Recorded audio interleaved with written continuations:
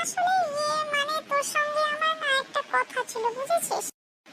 বল কি কথা বলতে চাস আমায়? মানে তোকে না আমি খুব ভালোবাসি, বুঝেছিস? আরে বান্ধবী, এই ব্যাপার। আমি তো তোকে অনেকদিন আগে থেকেই বলবো বলবো ভেবে এটাই বলতে পারছি না। আমিও তোকেই অনেক দিন থেকে ভালোবাসি, বুঝেছিস? কিন্তু বলতে পারিনি। যাক, তুই আমাকে বলেই ফেললি।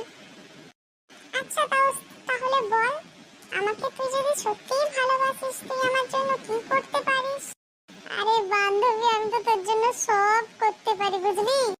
আরে আমি তো তোর জন্য নিজের জীবনটাও দিয়ে দিতে পারি। আসলে দোস্ত, আমি তোর সাথে প্র্যাঙ্ক করছিলাম।